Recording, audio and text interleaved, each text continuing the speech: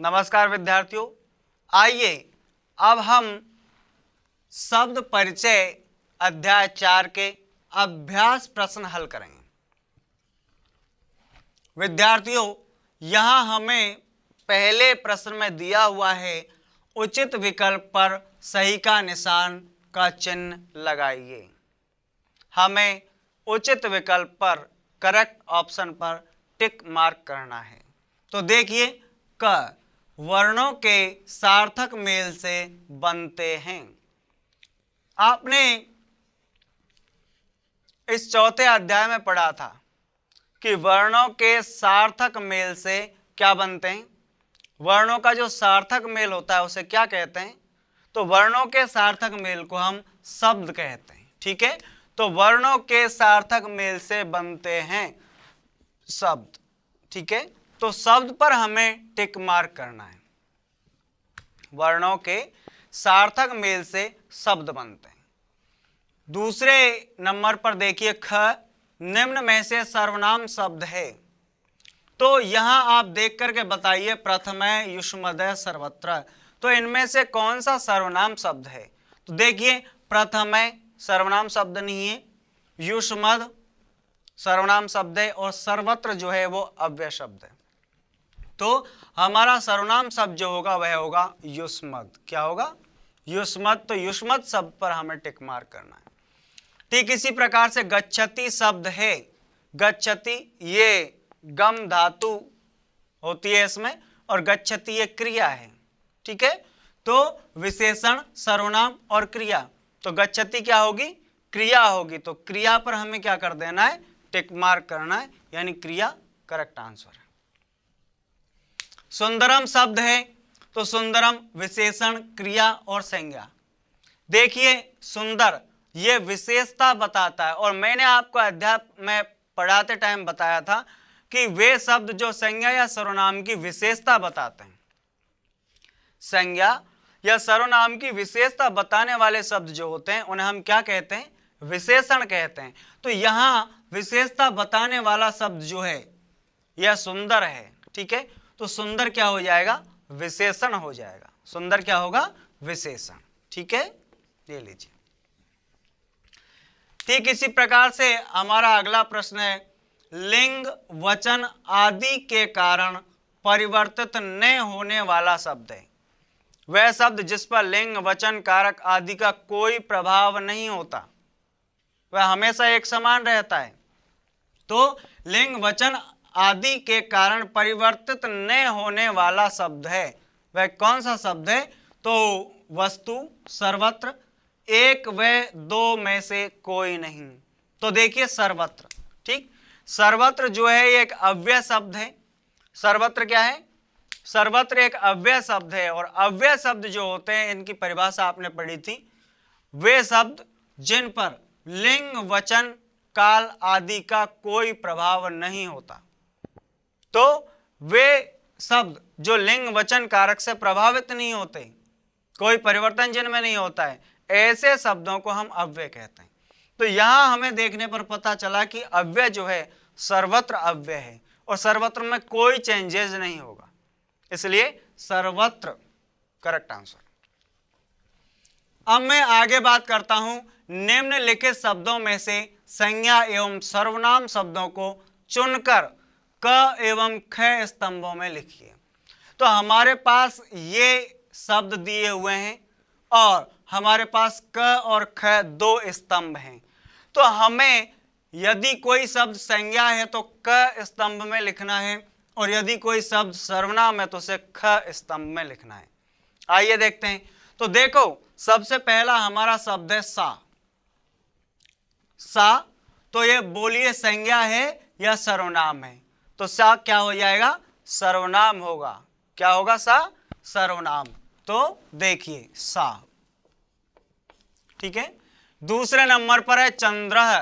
तो चंद्र जो है यह संज्ञा है, तो इसे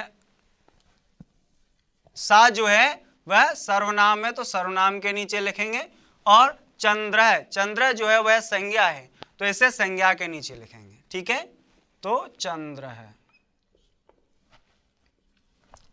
ठीक है, सा जो है वह सर्वनाम है, सा को सर्वनाम के नीचे लिखेंगे, और चंद्र जो है वो संज्ञा है तो संज्ञा के नीचे लिखेंगे। ठीक इसी प्रकार से इदम, ठीक है, इदम क्या है, सर्वनाम है तो इदम। अगला है नदी, तो नदी क्या है, संज्ञा है। सह, तो सह जो है वह सर्वनाम है, सह। ठीक इसी प्रकार से अहम, अहम जो है, सह जो है वो सर्वनाम है, सह क्या है, सर्वनाम है। और अहम, तो अहम क्या है, अहम भी सर्वनाम है, अहम, ठीक है। प्रज्ञा ये नाम है तो प्रज्ञा क्या हो जाएगा, संज्ञा हो जाएगा, प्रज्ञा, ठीक है। इसी प्रकार से आगरा, तो आगरा क्या है, संज्ञा है, आगरा क्या है, संज्ञा। और किम, किम क्या है, सर्वनाम है तो किम। और चक्रम, चक्रम क्या है, संज्ञा है तो चक्रम, ठीक है। एक बार फिर देखते हैं, तो यहां हमें एक मंजूषा में शब्द दिए हुए हैं, माना कि ये एक मंजूषा है, ठीक है। इस मंजूषा में हमें शब्द दिए हुए हैं और इन शब्दों को हमें चुनना है और चुनकर ये देखना है कि कौन सा शब्द संज्ञा है और कौन सा शब्द सर्वनाम है। तो यहाँ हमारे पास दो स्तंभ हैं, एक संज्ञा और ख वाला ये है सर्वनाम। संज्ञा शब्द जो है उनको हम क के नीचे लिखेंगे और सर्वनाम शब्दों को ख के नीचे लिखेंगे। तो देखिए, सा सर्वनाम है, चंद्र संज्ञा है, इदम सर्वनाम है, नदी संज्ञा है, सह सर्वनाम है, अहम सर्वनाम है, ठीक है। प्रज्ञा संज्ञा है, आगरा संज्ञा है, किम सर्वनाम है और चक्रम संज्ञा है। ठीक इसी प्रकार से हमारा अगला प्रश्न है, तीसरा प्रश्न, जो कहता है निम्नलिखित शब्दों में से विशेषण व अव्यय शब्दों को चुनकर क व ख स्तंभ में लिखिए। यहां हमें कुछ शब्द दिए हुए हैं जिनमें कुछ शब्द हैं विशेषण और कुछ शब्द हैं अव्यय। तो हमें विशेषण और अव्यय में अंतर करना है, उनको चुनना है और जो विशेषण है उनको क स्तंभ में लिखना है और जो अव्यय है उनको ख स्तंभ में लिखना है। तो आइए बात करते हैं। देखिए, क विशेषण और ख अव्यय। कुशलय, ठीक है। तो ये जो कुशलय है यह किसी की विशेषता है कि वह काम करने में कुशल है, ठीक है। तो कुशलय ये क्या हो जाएगा, विशेषण हो जाएगा। कुशलय क्या हो जाएगा, विशेषण हो जाएगा। और चय, चय अव्यय हो जाएगा। चय का अर्थ होता है और, तो चय जो है वह अव्यय होता है। ठीक इसी प्रकार से उत्तम, ठीक है, उत्तम श्रेष्ठ, यह किसी की विशेषता बतला रहा है तो यह विशेषण हो जाएगा। यहां हम लिख देंगे उत्तम। और यथा, यथा का अर्थ होता है जैसे, ठीक है। और जैसे जो है वह अव्यय होता है, यह कभी परिवर्तित नहीं होता, तो यथा क्या लिख देंगे, यथा। ठीक इसी प्रकार से अत्र, अत्र का अर्थ होता है यहां और अत्र जो है वह अव्यय होता है, तो अत्र क्या लिख देंगे, अत्र। ठीक इसी प्रकार से कुरूप है, कुरूप का मतलब होता है भद्दा। कुरूप का मतलब क्या होता है, भद्दा, रूपहीन। तो कुरूप जो है, कुरूप ये विशेषण है तो इसे हम कहां लिख देंगे, विशेषण के नीचे लिख देंगे, कुरूप है, ठीक है। कुरूप भद्दा, जो बहुत भद्दा होता है उसे कुरूप कहते हैं। एव, एव का मतलब होता है ही, और यह क्या है, अव्यय है। एव का मतलब ही और यह अव्यय है, तो एव, एव को हम अव्यय के नीचे लिखेंगे, ठीक है, एव। ठीक इसी प्रकार से अत्र, अत्र का तात्पर्य होता है यहां, अत्र का मतलब क्या होता है, यहां, और यह अव्यय है, तो यहां हम लिख देंगे अत्र, ठीक है, अत्र। ठीक इसी प्रकार से कृष्णः, कृष्णः का मतलब होता है काला, तो कृष्णः जो है वह विशेषण है, क्या है, कृष्णः विशेषण है, तो हम यहां पे लिख देंगे कृष्णः। और अगला और अंतिम है सुंदरम, तो सुंदरम जो है वह भी क्या है, विशेषण है, तो सुंदरम को भी हम कहाँ लिख देंगे, विशेषण के नीचे लिख देंगे। तो आइए देखो सुंदरम, ठीक है। तो हमने देखा पहला प्रश्न जिसमें हमें उचित विकल्प पर सही का निशान लगाना था, तो वर्णों के सार्थक मेल से शब्द बनते हैं, ठीक है, और निम्न में से सर्वनाम शब्द है तो युष्मद शब्द सर्वनाम शब्द है, गच्छति शब्द है तो गच्छति शब्द क्रिया है, सुंदरम शब्द है तो सुंदरम शब्द विशेषण है, लिंग वचन आदि के कारण परिवर्तित नहीं होने वाला शब्द सर्वत्र है, ठीक है। इसी प्रकार से यहाँ हमने संज्ञा और सर्वनाम को बिल्कुल अलग अलग किया, और यहाँ कुशलय जो विशेषण है, च, अव्यय, उत्तम, ठीक है, कुरूप, कृष्ण, सुंदरम, ये सारे जो हैं ये विशेषण है, विशेषता बताते हैं किसी की, और ये सारे जो हैं ये अव्यय हैं, इनका रूप कभी परिवर्तित नहीं होता है। आइए अब हम अगला प्रश्न देखते हैं। आइए अब हम चौथा अभ्यास प्रश्न हल करेंगे। विद्यार्थियों, चौथे अभ्यास प्रश्न में हमसे कई सारे प्रश्न पूछे गए हैं, उनका उत्तर हमें यहाँ नोट करना है। तो आइए देखते हैं शब्द निर्माण किस प्रकार होता है। तो अध्याय में आपने पढ़ा वर्णों का जो सार्थक मेल होता है उसे हम शब्द कहते हैं। तो वर्णों के सार्थक मेल से क्या होगा, शब्द निर्माण होगा। तो वर्णों के सार्थक मेल से शब्द निर्माण होता है। जैसे हमने दोनों एग्जाम्पल देखे थे, हलम और लहम। तो हलम एक अर्थ प्रदान करता है, वह सार्थक वर्णों का मेल है, ठीक है। वर्ण जो है वर्णों के सार्थक मेल को वर्ण जोड़ते हैं और एक सार्थक मेल बनाते हैं, एक सार्थक शब्द बनाते हैं, ठीक है। तो आइए देखते हैं शब्द निर्माण किस प्रकार होता है। तो इसका उत्तर हो जाएगा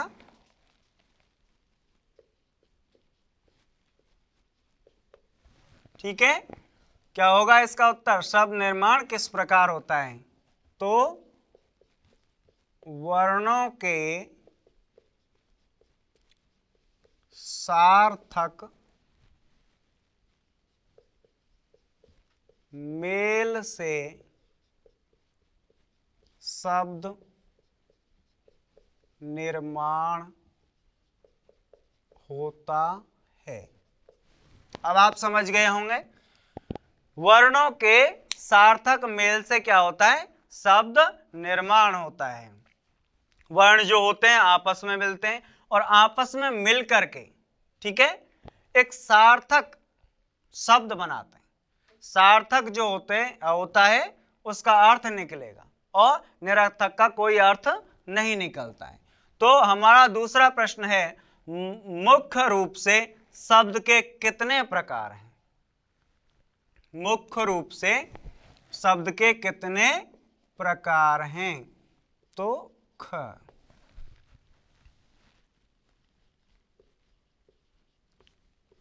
मुख्य रूप से शब्द, ठीक है, संस्कृत की बात कर रहे हैं। मुख्य रूप से शब्द जो है संस्कृत में 5 प्रकार के होते हैं। कितने प्रकार के, 5 प्रकार के होते हैं, जिनमें पहला क्या होगा, संज्ञा, दूसरा क्या होगा, सर्वनाम, ठीक है। तीसरा क्या होगा? विशेषण। चौथा अव्यय। चौथा क्रिया और पांचवा अव्यय। तो संज्ञा, सर्वनाम, विशेषण, चौथा क्रिया और पांचवा अव्यय। ठीक है। इस प्रकार से संस्कृत में मुख्य रूप से जो शब्दों के भेद हैं, मुख्य रूप से शब्द 5 प्रकार के होते हैं। बोलो क्लियर है? अब बात करते हैं हम अगले प्रश्न की। तो शब्द के किन्हीं 3 प्रकारों के उदाहरण सहित नाम लिखिए। तो हमारे पास 5 प्रकार हैं, 5 में से हम 3 लिखेंगे और 3 का उदाहरण भी लिखेंगे। ठीक है।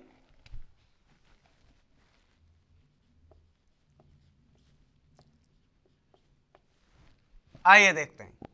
तो जैसे पहला प्रकार संज्ञा।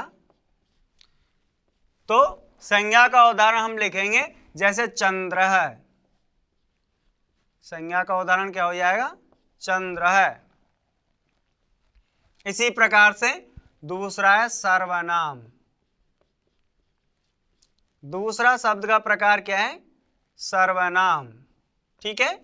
सर्वनाम जो है, सर्वनाम का हम उदाहरण लिखेंगे जैसे सह। ठीक है। तो जिसका अर्थ होता है वह।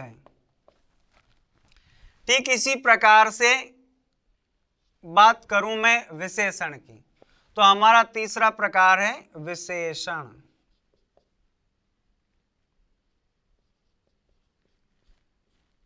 तो विशेषण जो है, ठीक है, विशेषण क्या होता है? जैसे कुशल है, उत्तम। ठीक है। तो ये विशेषण है।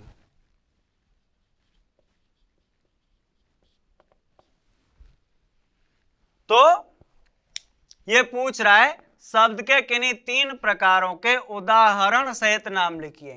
तो हमने 3 प्रकारों के नाम लिखे, संज्ञा, सर्वनाम और विशेषण।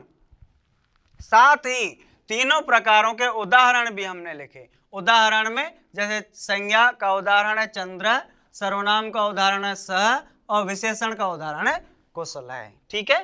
तो इस प्रकार से ये संज्ञा, सर्वनाम और विशेषण के उदाहरण हैं। अब बात करें अगले की, घ। यहां लिखा हुआ है सर्वनाम किसे कहते हैं? तो आपने अध्याय में पढ़ा, सर्वनाम की परिभाषा आपने पढ़ी कि संज्ञा की विशेषता बताने वाले, ठीक है, संज्ञा के स्थान पर प्रयुक्त होने वाले शब्दों को सर्वनाम कहते हैं। ठीक है। सर्वनाम किसे कहते हैं? संज्ञा के स्थान पर प्रयुक्त होने वाले शब्द क्या कहलाएंगे? सर्वनाम कहलाएंगे। तो आइए देखते हैं।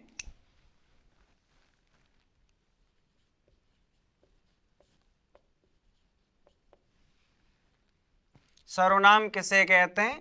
तो संज्ञा के स्थान पर, संज्ञा के स्थान पर प्रयुक्त होने वाले शब्दों को, ठीक है, प्रयुक्त होने वाले शब्दों को क्या कहते हैं? सर्वनाम कहते हैं। सर्वनाम कहते हैं। ठीक है।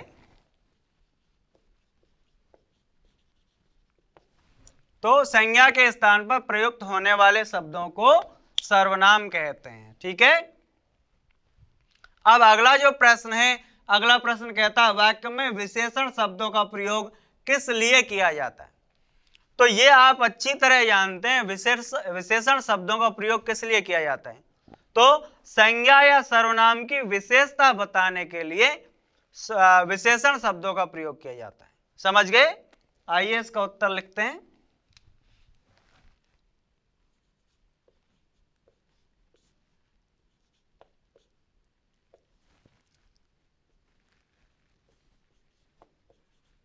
संज्ञा या सर्वनाम, ठीक है, की विशेषता बताने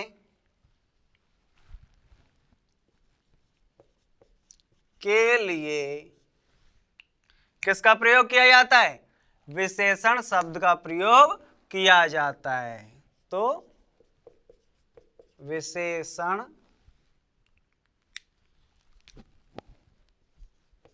शब्द का प्रयोग किया जाता है, ठीक है। तो संज्ञा या सर्वनाम की विशेषता बताने के लिए विशेषण शब्द का प्रयोग किया जाता है। अगला प्रश्न है, धातु किसे कहते हैं? धातु किसे कहते हैं? तो क्रियावाचक जो मूल शब्द है, क्रियावाचक जो मूल शब्द होता है उसे हम क्या कहते हैं? धातु कहते हैं।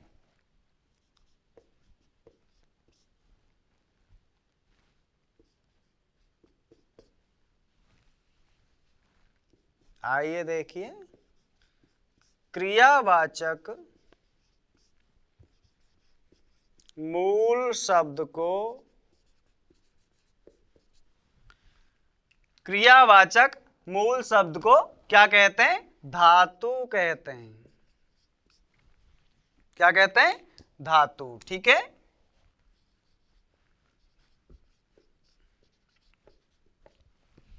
क्रियावाचक मूल शब्द को धातु कहते हैं, ध्यान रखने वाली बात है। इसी प्रकार से अगला हमारा जो प्रश्न है वह है, पांचों लकारों के नाम लिखिए, ठीक है। तो पांचों लकारों के यहां पर हम नाम लिखेंगे।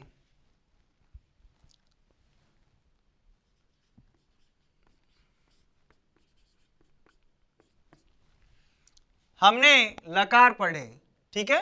तो लकारों में आपने पढ़ा लट लकार, ठीक है, वर्तमान काल, फिर लिट लकार, ठीक है। कौन सा? लिट लकार। तो आइए लिखते हैं। सबसे पहला होता है लट लकार, ठीक है। ये पांचों लकारों के नाम हमसे पूछ रहा है। दूसरे पर होगा लिट लकार, ठीक है। कौन कौन से होंगे? लट लकार, ठीक है। इसके अलावा लिट लकार, लंग और फिर लोट। तो यहां हो जाएगा लंग लकार। क्या हो जाएगा? लंग लकार। चौथे पर क्या हो जाएगा? लोट लकार, ठीक है। और पांचवा क्या हो जाएगा? विधिलिंग लकार।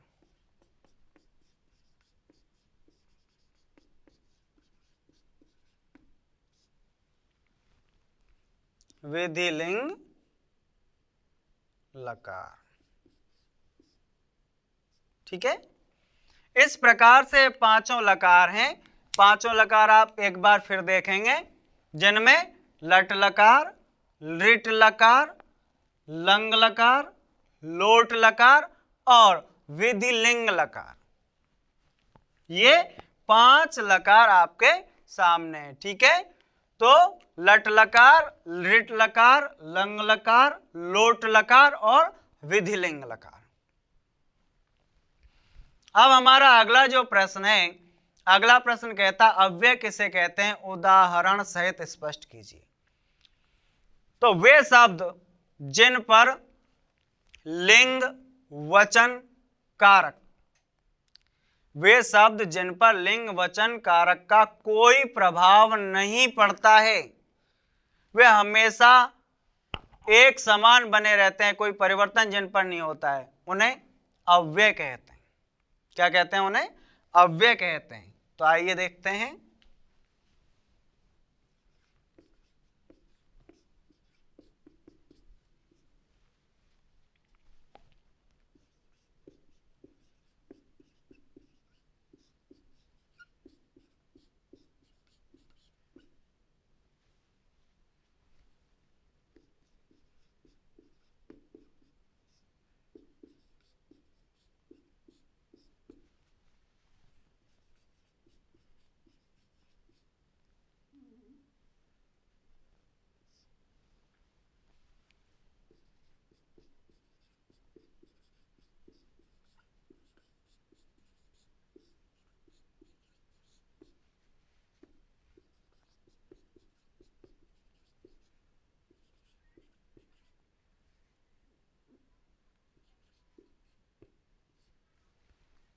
उन्हें, वे शब्द जिन पर लिंग वचन कारक का या फिर काल का कोई प्रभाव नहीं होता है उन्हें क्या कहते हैं?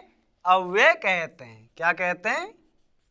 अव्यय कहते हैं। ठीक है, अव्यय कहते हैं। ठीक है, आइए एक बार फिर हम ये सारे प्रश्नों को सरसरी नजर से देखने की कोशिश करेंगे। तो देखिए, सबसे पहली बार ये हमसे पूछ रहा है शब्द निर्माण किस प्रकार होता है। तो हमने इसका उत्तर दिया है वर्णों के सार्थक मेल से शब्द निर्माण होता है।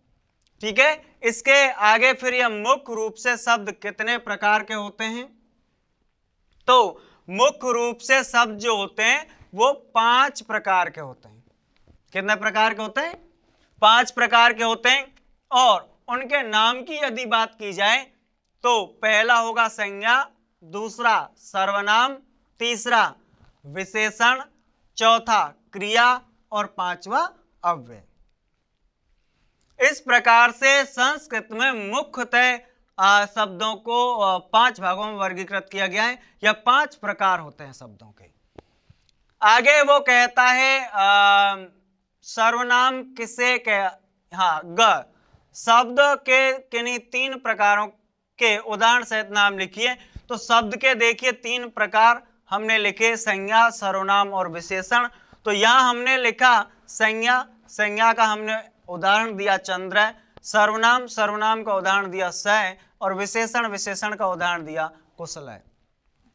ठीक इसी प्रकार से उत्तर घ जो है प्रश्न देखते हैं, सर्वनाम किसे कहते हैं? तो इसका उत्तर है संज्ञा के स्थान पर प्रयुक्त होने वाले शब्दों को क्या कहते हैं? सर्वनाम कहते हैं। ठीक है, तो ये सर्वनाम को परिभाषित किया हमने। अगले प्रश्न में यह पूछता है वाक्य में विशेषण शब्दों का प्रयोग किस लिए किया जाता है? तो विशेषण शब्द जो होते हैं वे संज्ञा या सर्वनाम की विशेषता बताने का काम करते हैं। तो विशेषता बताने के लिए हम विशेषण शब्दों का प्रयोग करते हैं। संज्ञा या सर्वनाम की विशेषता बताने के लिए विशेषण शब्द का प्रयोग किया जाता है। ठीक है, अगला प्रश्न है धातु किसे कहते हैं? ठीक है, तो क्रियावाचक मूल शब्द को क्या कहते हैं? धातु कहते हैं। क्रियावाचक जो मूल शब्द होता है उसे क्या कहेंगे? धातु कहते हैं। फिर यह हमसे 5 लकारों के नाम पूछता है। तो 5 लकारों के नाम लिखिए, जिसमें लट लकार, लिट लकार, लंग लकार, लोट लकार और विधिलिंग लकार। अंत में एक प्रश्न करता है अव्यय किसे कहते हैं? उदाहरण सहित स्पष्ट कीजिए। तो वे शब्द जिन पर लिंग वचन कारक का कोई प्रभाव नहीं होता है उन्हें अव्यय कहते हैं। और बात करें इनके उदाहरण की तो देखिए, जैसे अत्र, च, एव, अध आदि। ये सारे जो हैं ये सारे अव्यय हैं। इन पर लिंग वचन कारक का, लिंग वचन काल का कोई तरह का प्रभाव नहीं होगा। ये हमेशा एक जैसे बने रहते हैं, इनमें कोई अंतर नहीं आता। लिंग कुछ भी हो, वचन कुछ भी हो, कारक कोई भी हो, काल कोई भी हो, कोई परिवर्तन नहीं होगा। ठीक है, आइए अब आगे देखते हैं।